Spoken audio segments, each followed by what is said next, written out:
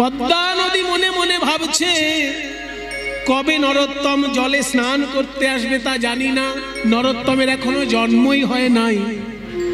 কিন্তু যতদিন নরোত্তম না আসছে ততদিন আমি গৌর প্রেম ধনে ধনী হলাম, প্রেম ধনে ধনী হলাম। আমার নদী জনম ধন্য হলো, প্রেম ধনে ধনী হলাম। আমার নদী জনম ধন্য হলো, গৌর প্রেম লাভ করে নদী জনম ধন্য হলো, গৌর প্রেম লাভ করে আমার নদী জনম ধন্য হলো, প্রেম ধনে ধনী হলাম।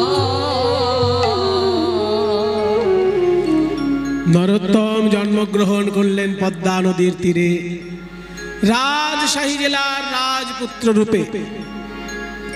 রাজা কৃষ্ণধন দত্ত, মায়ের নাম নারায়ণী দেবী, সেই ঘর আলো করে রাজপুত্র রূপে জন্ম নিলেন নরোত্তম।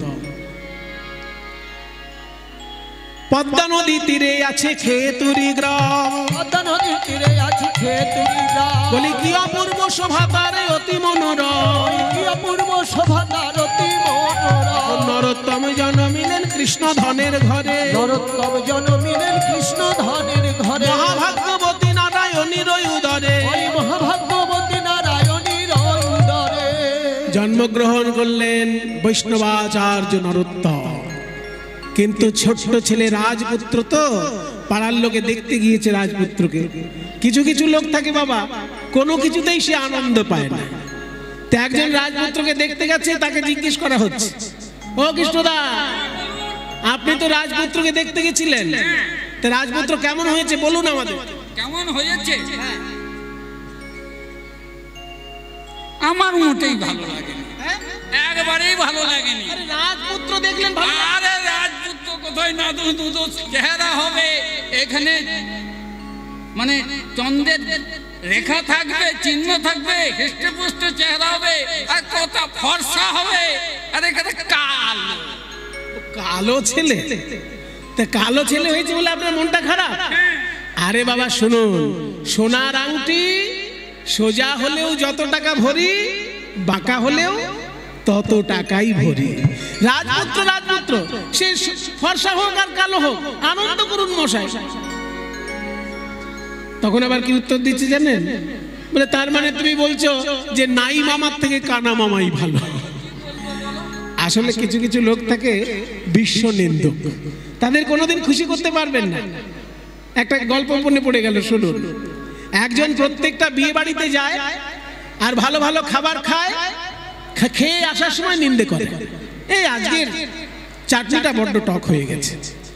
আবার কোনোদিন বলছে আজকে রসগোল্লাটা বড্ড মিষ্টি দিয়ে ফেলেছে। মানে কিছু না কিছু একটা নিন্দে সে করবেই। এইবার একটা বিয়ে বাড়িতে সমস্ত রান্না খুব সুন্দর হয়েছে, কোনোটা নিন্দের মতো হয়নি। তখন তাকে জিজ্ঞেস করা হলো, আচ্ছা আজকে তো সবাই বলছে সব রান্না ভালো হয়েছে, আপনার কি মত? তখন সে উত্তর দিচ্ছে কি, সবাই যখন ভালো হয়েছে বলছে তাহলে ভালোই হয়েছে, কিন্তু এত ভালো আবার ভালো না। বুঝে বলছে এত ভালো আবার ভালো না, ওই জন্য বিশ্ব নিন্দুক যারা, তাদের খুশি করা যায় না। জন্মগ্রহণ করলেন নরোত্তম, রাজার মন আনন্দে ভরে গেল। ভগবানের উদ্দেশ্যে প্রণাম জানিয়ে প্রার্থনা করতে লাগলেন। আসুন আমরা একটু প্রার্থনা করি সবাই মিলে, সবাই মিলে একটু হাত জোড় করুন, আমরা একটু প্রার্থনা করি ভগবানের চরণে। আমি কি বলে করিব নিবেদন, আমার হৃদয় প্রাণ মন, আমি কি বলে করিব নিবেদন। রবীন্দ্রনাথ ঠাকুরের প্রার্থনা, কি অপূর্ব কথাগুলো দেখুন। ভগবানকে যদি দিতে হয় কি দেবে? আমার হৃদয় প্রাণ মন, আমি কি বলে করিব নিবেদন। চিত্তে আসি দয়া করি, নিজে লহ অপহরে। আমি তো দিতে পারি না, আমি দিতে চাই না। আমি আমার মন দিয়েছি সংসারকে, আমি আমার মন দিয়েছি ছেলে মেয়েকে, আমি আমার মন দিয়েছি স্ত্রীকে, ভাই বন্ধুকে, কিন্তু তোমাকে দিতে পারিনি ঠাকুর। তাই তুমি জোর করে আমার হৃদয়ে এসে আমার মনটাকে কেড়ে নিয়ে যাও দেখি। চিত্তে আসি দয়া করি, নিজে লহ অপহরে, করতারে আপনার ধন। আমার হৃদয় প্রাণ মন আমি কি বলে করিব নিবেদন। ভগবানকে আমরা টাকা পয়সা দিই, ভগবানকে আমরা জামা কাপড় দিই, ভগবানকে আমরা ফল মিষ্টি দিই, কিন্তু কখনো নিজের দেহটাকে দান করি কি? এই দেহটা আমরা সংসারকে দান করে দিয়েছি, ভগবানকে দিতে পারি না। তাই যারা দেহটাকে ভগবানের চরণে দান করে তারাই শ্রেষ্ঠ দান করে। এই যে আজকে আপনারা 24 ঘন্টা যদি কীর্তন শোনেন, 365 দিনের মধ্যে এই একটা দিন 24টা ঘন্টা আপনি কিন্তু ভগবানকে দেহটাকে দিয়েছেন। ভগবানের উদ্দেশ্যে আপনার দেহটা যে এইখানে বসিয়ে রেখেছেন, সারাক্ষণ তার কথা কানে আসছে, তার শাস্ত্রবাণী কানে আসছে, তার গীতার শ্লোক কানে আসছে, তার ভাগবতের শ্লোক কানে আসছে, ভগবানের যে বাণী কানে আসছে। এইখানে কীর্তনের আসরে যে বসে আছেন, এই দেহ দান করাটাই তো শ্রেষ্ঠ দান। কিন্তু কবিগুরু রবীন্দ্রনাথ তার একটু এগিয়ে গিয়ে বলছে যে আমি যদি দেহটা দান করি সেটাও তো তুচ্ছ দান প্রভু, কারণ এই দেহটার পরিণাম কি? এই দেহটা যদি মৃত্যু ঘটে তাহলে দেহটাকে কি করে মানুষ? চিতায় পুড়িয়ে দেয়, আর চিতায় পুড়িয়ে দিলে কি হয়? ছাইতে পরিণত হয়ে যায়। আর যারা চিতায় পোড়ায় না, কবর দিয়ে দেয়, সমাধি দিয়ে দেয়, তখন দেহটা কি হয়ে যায়? ধুলোর সঙ্গে মিশে যায়। তাহলে হয় ছাই হয়, নয় ধুলো হয়। পুড়িয়ে দিলে ছাই, মাটিতে পুঁতে দিলে ধুলো, এছাড়া দেহের আর কি আছে? শুধু ধুলা শুধু ছাই, মূল্য যার কিছু নাই, মূল্য তারে কর সমর্পণ। কি সুন্দর! এই দেহটা হচ্ছে ছাই আর ধুলো, পুড়িয়ে দিলে ছাই, পুঁতে দিলে ধুলো। শুধু ধুলা শুধু ছাই, মূল্য যার কিছু নাই, মূল্য তারে কর সমর্পণ। মূল্যহীন বস্তুকে মূল্যবান করা যায় কিভাবে? যদি পরশমণি ছুঁয়ে দেওয়া যায়। এই যে মাইকের স্ট্যান্ড, এই যে মাইকে কথা বলছি, মাইকের স্ট্যান্ডটা লোহা দিয়ে তৈরি তো, এই লোহার স্ট্যান্ডের কত আর দাম হবে? কিন্তু এখন যদি পরশ পাথর এনে এই মাইকের স্ট্যান্ডে ছুঁয়ে দেওয়া হয়, তাহলে মাইকের স্ট্যান্ডটা পুরোটা সোনার হয়ে যাবে, এত দামি হয়ে যাবে, আর যা সারা জীবন মাইক চালাতে হবে না, তাই না বাবা? একটা লোহার স্ট্যান্ডের যা দাম, স্ট্যান্ডের কথা বাদ দিলাম, গাড়ি তো লোহার, কিন্তু তাতে যদি পরশমণি ছুঁয়ে দেওয়া যায়, পুরো গাড়িটা সোনার গাড়ি হয়ে যাবে।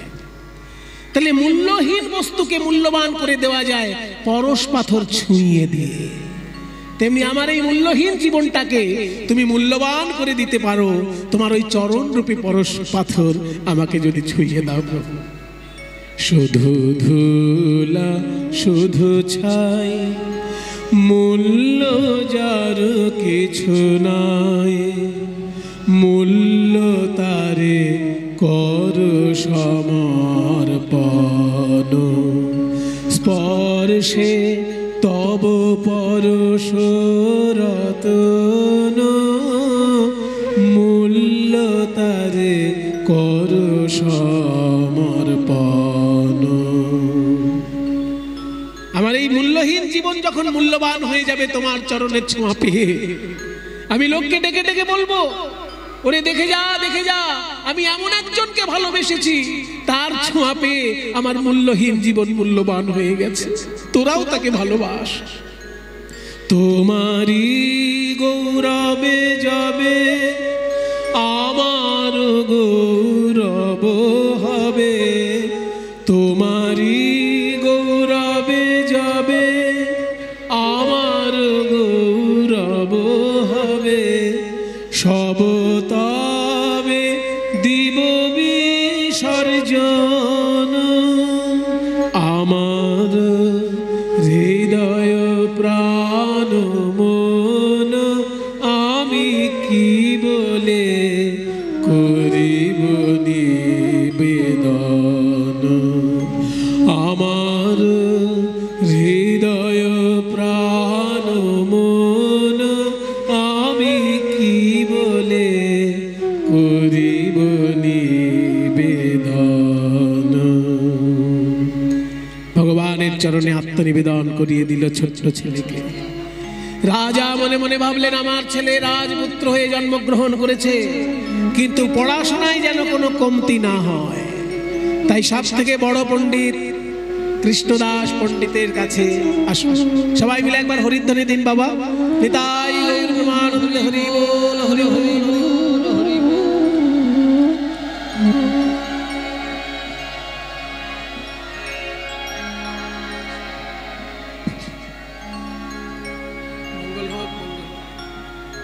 মঙ্গল হল।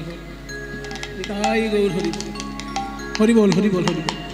ভালো থাকো মা, সংসারের মঙ্গল হোক, সর্বাঙ্গীন মঙ্গল কামনা করে নিতাই চাঁদের চরণে ভক্তি হোক। ছোট্ট ছেলে যখন জন্মগ্রহণ করলো, পণ্ডিতের কাছে দিল পড়াশোনা করতে।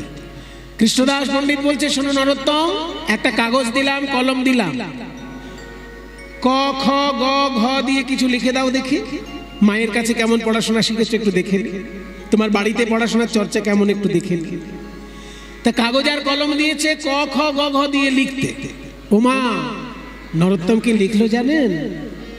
নরোত্তম লিখছে, কলি যুগে শ্রীকৃষ্ণ চৈতন্য অবতার, কলি যুগে শ্রীকৃষ্ণ চৈতন্য অবতার। কয়ে কলি যুগে শ্রীকৃষ্ণ চৈতন্য অবতার, খ খয়ে খেলিবার প্রবন্ধে কইলেন খোল করতাল, খয়ে খেলিবার প্রবন্ধে কইলেন খোল করতাল। গ গ দিয়ে লিখলেন গড়াগড়ি যান প্রভু নিজ সংকীর্তনে, গয়ে গড়াগড়ি যান প্রভু নিজ সংকীর্তনে। ঘ ঘরে ঘরে হরিনাম দেন সর্বজনে, ঘরে ঘরে ঘরে হরিনাম দেন সর্বজনে। উচ্চৈস্বরে কাঁদেন প্রভু জীবের লাগিয়া, উচ্চ ঈশ্বরে কাঁদেন প্রভু জীবের লাগিয়া। চ চেতন করান জীবে কৃষ্ণ নাম দিয়া, জয় চেতন করানো জীবে কৃষ্ণ নাম দিয়া।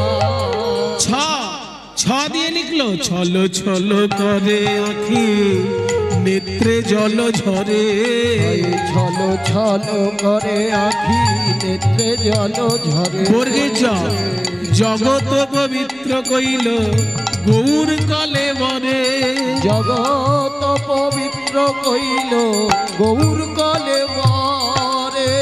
ঝ ঝ দিয়ে লিখলো ঝলমল ঝলমল ঝলমল ঝলমল ঝলমল ঝলমল, ঝলমল মুখ যার পূর্ণ শশধর, ঝলমল মুখ যার পূর্ণ শশধর।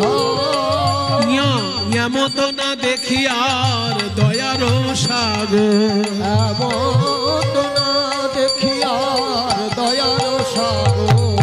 এমন আর নাই আর নাই আর নাই, আর নাই এমন করুণা সিন্ধু অবতার আর নাই আর নাই, করুণা সিন্ধু অবতার আর নাই আর নাই। দেখি নরোত্তম, তোমাকে ক খ গ ঘ দিয়ে লিখতে দিয়েছিলাম, কেমন লিখেছো দেখি, দেখি কাগজটা দেখি। যেই শিক্ষক মশাই কাগজ দেখলেন চমকে উঠলেন, এ কি লিখেছো তুমি? কয়ে কলি যুগে শ্রী শ্রীকৃষ্ণ চৈতন্য অবতার, ক্ষয়ে খেলিবার প্রবন্ধ কইলেন খোল করো তাল। এ কি লিখেছো? আজ অব্দি কত ছোট ছোট ছেলেকে আমি বড় করলাম পড়াশোনা করিয়ে, কাউকে তো এমন লিখতে দেখিনি। কাউকে যদি বলি ক দিয়ে কিছু লেখো, সে কি লেখে জানো? কয়ে কা। কি বাবা, আমরা ছোটবেলায় শিখেছি না? আমরা ছোটবেলায় কি শিখেছি? কয়ে কা, ক্ষয়ে খরগোশ, গয়ে গরু, ঘয়ে ঘোড়া। তাহলে আমরা যখন ছোটবেলায় ক খ গ ঘ দিয়ে শিখেছি, আমাদের কয়ে কাক শেখানো হয়েছে। আরে বাবা, কতে কাকও হয়, ককে কোকিলও হয়, কিন্তু কোকিলের কণ্ঠস্বরটা মধুর আর কাকের কণ্ঠস্বর কা। তাহলে আমাদেরকে কর্কশ শিক্ষা দিয়ে ছোটবেলাটাই শুরু করানো হয়েছে। আমরা মধুরের স্বাদ পাবো কোত্থেকে? আমাদের কি ককতে কি কোকিল শেখানো হয়েছে? তাহলে তো চেষ্টা করতাম, চেষ্টা করতাম, কিন্তু আমাদের কতে কোকিল শেখানো হয়নি। আমাদেরকে শেখানো হয়েছে কয়েতে কি, আবার বলবো, তাহলে যে কোনো ছোট ছেলেকে যখন লিখতে দিই কয়ে লেখো কাক, সে লেখে কাক, ক্ষয়ে খরগোশ, গয়ে গরু। কিন্তু তুমি কি লিখেছো নরোত্তম? কয়ে কলিযুগে শ্রীকৃষ্ণ চৈতন্য অবতার। এই হচ্ছে সুশিক্ষা বাবা। ওই জন্য কীর্তনের আসরে আসতে হয় সুশিক্ষা গ্রহণ করার জন্য। ক্ষয়ে খেলিবার প্রবন্ধে কইলেন খোল করো তাল, গয়ে গড়াগড়ি যান প্রভু নিজ সংকীর্তনে, ঘয়ে ঘরে ঘরে হরিনাম দেন সর্বজনে। নরোত্তম, তুমি তো বিদ্যা নিয়ে জন্মগ্রহণ করেছো নরোত্তম, তবুও শিক্ষকের কাছে না আসলে শিক্ষা লাভ হয় না। ওই জন্য তুমি আমার কাছে এসেছো। আমি যতটা পারবো শিক্ষা উজাড় করে দেব তোমায়। কৃষ্ণদাস পণ্ডিত তার সমস্ত বিদ্যা নরোত্তমকে উজাড় করে দিলেন। অল্প বয়সে নরোত্তম হয়ে গেল বড় পণ্ডিত, কিন্তু কৃষ্ণদাস সাবধান করে দিলেন, তুমি অনেক পড়াশোনা শিখেছো নরোত্তম, পণ্ডিত তুমি হয়েছো, কিন্তু বাঙালির ছেলে হয়ে যদি চৈতন্যদেবকে না জানো, তাহলে তোমার বাঙালি হিসেবে তোমার শিক্ষা অসম্পূর্ণ শিক্ষা। আর একবার বলুন শিক্ষক মশাই, বিরাট বড় পণ্ডিত হলেও বাঙালির ছেলে হয়ে সে যদি চৈতন্যদেবকে না চেনে, তাহলে তার শিক্ষা হচ্ছে অসম্পূর্ণ শিক্ষা। যেমন সৌদি আরবে যদি কোনো পণ্ডিত জন্মায়, সে সৌদি আরবের যত বড়ই পণ্ডিত হোক, সে যদি হযরত মুহাম্মদকে না চেনে, তাহলে আরবের শিক্ষা তার সম্পূর্ণ শিক্ষা হলো কি? জেরুজালেমে জন্মগ্রহণ করে কেউ যদি যীশু খ্রিস্টকে না চেনে, তাহলে তার জেরুজালেমে জন্মগ্রহণ করা সম্পূর্ণ হলো কি? যে দেশের যে মহাপুরুষ, তাকে যদি তুমি ঠিক করে না চেনো, তাহলে তোমার শিক্ষাটাই অসম্পূর্ণ শিক্ষা। তুমি হিন্দু হও, মুসলমান হও, খ্রিস্টান হও, বাংলায় যদি জন্মগ্রহণ করে থাকো, তুমি যদি চৈতন্যদেবকে না জানো, তাহলে বাঙালি হিসেবে তোমার শিক্ষা অসম্পূর্ণ শিক্ষা। চারি বেদ ষড়দর্শন পড়িয়াছে যেই জন, চারি বেদ ষড়দর্শন পড়িয়াছে যেই জন, সে যদি গৌরাঙ্গ নাহি ভজে, সে যদি গৌরাঙ্গ নাহি ভজে, বৃথা তার অধ্যয়ন লোচন বিহীন জন রে। বৃথা তার অধ্যয়ন লোচন বিহীন জন রে। বল দর্পণে অন্ধের কিবা কাজে, বল দর্পণে অন্ধের কিবা কাজে। যার দুটো চোখ নেই, সে একটা দামি আয়না নিয়ে কি করবে? তেমনি বাঙালি হিসেবে গৌরাঙ্গ মহাপ্রভুকে চেনে না, সে মোটা মোটা বই মুখস্থ করে কি করবে? আমি বরং জোর গলায় বলতে পারি নরোত্তম, বেদ বিদ্যা দয়ে কিছু নাহি জানোই, বেদ বিদ্যা দুই কিছু নহে জানো, সে যদি গৌরাঙ্গ করে সে যদি গৌরাঙ্গ করে নয়ন আনন্দেতে ভানে, সেই তো সকলই জানে রে। নয়ন আনন্দেতে ভানে, সেই তো সকলই জানে রে। সর্বসিদ্ধি করতলে তা, ওই সর্বসিদ্ধি করতলে তা। আমার গৌর জানলে সব জানা হলো, আমার গৌর জানলে সব জানা হলো, শাস্ত্র জানলে জানা হলো, জানা হলো, জানা হলো।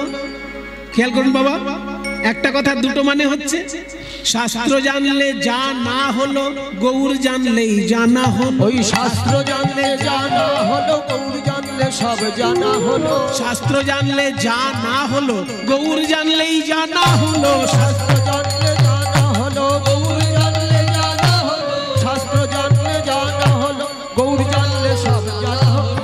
সর্বসিদ্ধি করতলে তার, সর্বসিদ্ধি করতলে তার। চৈতন্য মহাপ্রভুকে ভালো করে জানতে গেলে তার কৃপা কি করে পাবো? সহজ কোনো পথ আছে? সহজ পথ? কারণ মোটা মোটা বই তো এখনই আমি সবটা পড়তে পারবো না। বাহ, খুব ভালো লাগলো তোমার কথা শুনে নরোত্তম। সহজ পথ জানতে চাইছো তুমি, শুনে নাও। আমাদের রাজশাহী জেলা যেখানে শেষ হচ্ছে সেইখানে পদ্মা নদী বয়ে চলেছে। ওই পদ্মা নদীতে চৈতন্য মহাপ্রভু স্নান করেছিলেন। তার পায়ের ধুলো ওই পদ্মা নদীর জলে মিশে আছে। তুমি যখন পড়াশোনা শেষ করে রাজবাড়ি যাবে, বাবার কাছে অনুমতি নিয়ে আগে পদ্মা নদীতে স্নান করতে যাবে। আর স্নান করতে গিয়ে পদ্মা নদীর কাছে করজোড়ে বলবে, পদ্মা নদী, মহাপ্রভু তোমার জলে স্নান করেছে, তার পদধূলা তোমার জলে আছে, আমাকে একটু পদধূলা ভিক্ষা দেবে। পদ্মা নদী যদি কৃপা করে, তুমি মহাপ্রভুর পদধূলা পেলেই জীবন ধন্য হয়ে যাবে। এই যে শিক্ষক শিখিয়ে দিল নরোত্তমকে, নরোত্তম বাড়িতে এসে বাবাকে বলছে, বাবা আমি একটু পদ্মা নদীতে স্নান করতে যাব। হ্যাঁ, নদীতে স্নান করতে যাবে, কি এমন? এই কে আছিস, পালকি নিয়ে আয়। না বাবা, পালকিতে চেপে যাব না। কারণ লোকের কাঁধে চেপে গেলে অহংকার হয়, আর অহংকার করে ওই পদ্মা নদীতে স্নান করলে আমি তো গৌর কৃপা পাবো না। তাহলে কিভাবে যাবে? হেঁটে যাবে? না, হেঁটেও যাব না। তো কিভাবে যাবে? কিভাবে যাব? যে সব ভক্তগণ পদ্মা নদীতে গিয়েছেন কৃষ্ণ নাম গাইতে গাইতে, তাদের পদধূলা তো রাস্তায় আছে। তাই আমি গড়াগড়ি দিয়ে যাব, আমি গড়াগড়ি দিয়ে যাব। ভক্তের পদধূলা অঙ্গের ভূষণ হবে। আমি গড়াগড়ি দিয়ে যাব, ভক্তের পদধূলায় অঙ্গের ভূষণ হবে। গড়াগড়ি দিয়ে যাব। আমার ছেলে যা বলছে তাই হবে। সেনাপতি, ছেলের পিছনে পিছনে যাবে, ভালো করে ছেলেকে স্নান করিয়ে নিয়ে এসো। নরোত্তম পদ্মা নদীর তীরে গিয়ে দাঁড়িয়েছে। সেনাপতি, তুমি আমার হাত ছেড়ে দাও, আমি একা জলে যাব, একা নামবো জলে, একা জলে নামবো। ছাড়বে না? দায়িত্ব দিয়েছে। তাহলে তুমিও শোনো, তুমি যদি আমাকে জলে নামতে না দাও, তাহলে বাবাকে গিয়ে আমি বলবো এই লোকটা আমায় ডুবিয়ে মারতে চেয়েছে। কি ছেড়েছে বাবা? ঠিক আছে নরোত্তম, তাহলে যাও, একটা মাত্র ডুব দিয়ে চলে আসবে, কথা দাও। বলে হ্যাঁ, আমি একটাই ডুব দিয়ে চলে আসবো, বেশি দেরি করতে। ঠিক আছে যাও। যেই না নরোত্তম পদ্মা নদীতে স্নান করতে গিয়ে, মায়েরা দেখুন সব জায়গায় শিক্ষা আছে। কোন পবিত্র নদীতে স্নান করতে গেলে আগেই পা দিয়ে দিতে নেই। নদী তীরে দাঁড়িয়ে আগে ওই নদীর জল একটু মাথায় দিতে হয়, তারপর পা দিতে হয়। তো যখনই পদ্মা নদীর তীরে দাঁড়িয়ে ওই পদ্মা নদীর জল একটু মাথায় দিয়ে প্রণাম করতে গেছে, প্রণামেরও ছলে জল পরশ করিল, প্রণামেরও ছলে জল পরশ করিল। আর তখনই পদ্মা নদীর তরঙ্গ বাড়িল, তখনই পদ্মা নদীর তরঙ্গ বাড়িল, তখনই পদ্মা নদীর তরঙ্গ বাড়িল। ভয়ঙ্কর ঢেউ উঠে উথাল পাথাল জল হয়ে নরোত্তমকে বাঁকিয়ে নিয়ে নদী গর্ভে চলে গেল।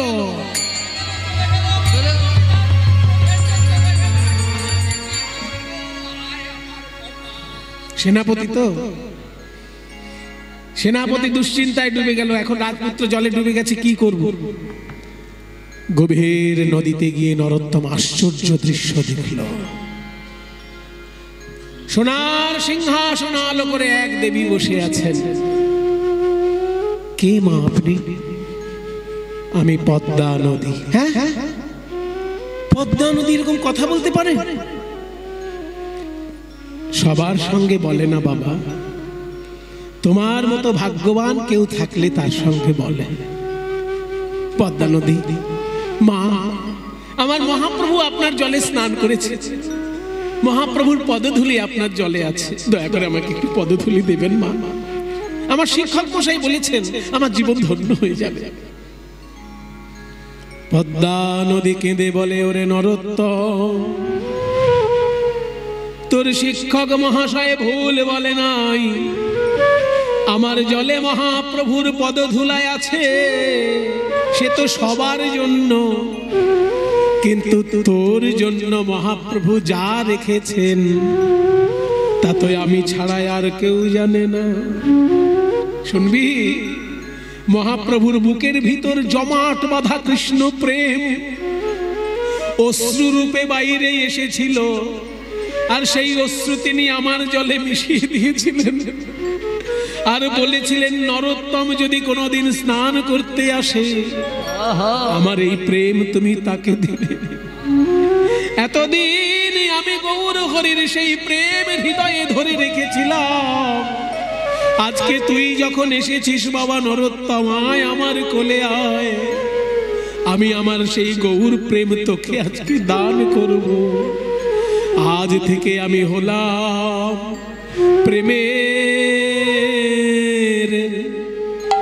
প্রেমের কাঙালিনী,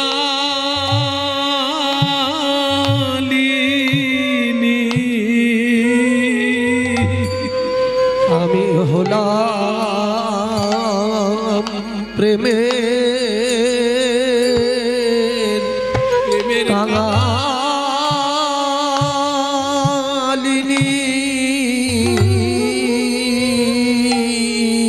এতদিন ছিলাম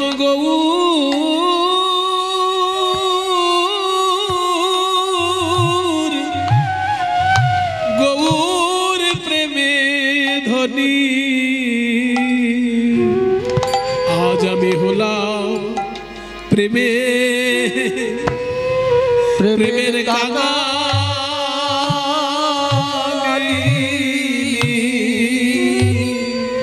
আমি ছিলাম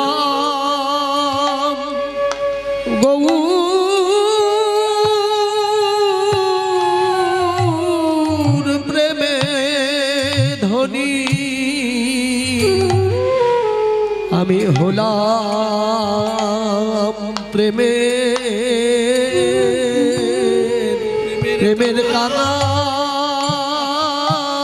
কাঙালিনী। নরোত্তম কেঁদে বলে, মহাগো তুমি যদি আমাকে প্রেম দিয়ে কাঙালিনী হও তাহলে সেই প্রেমে আমি চাই না, সেই প্রেম আমি চাই না। কাউকে কাঙালিনী করে আমি তো ধনী হতে চাই না, আমি ধনী হতে চাই না।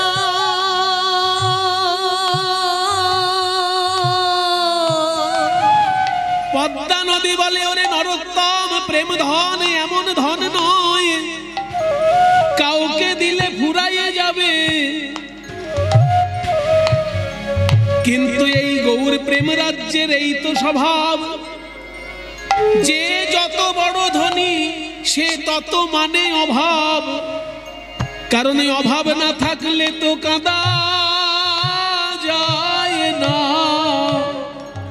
হা গৌর কৃপা করো বলে, অভাব না থাকলে তো কাঁদা যায় না। প্রাণ গৌর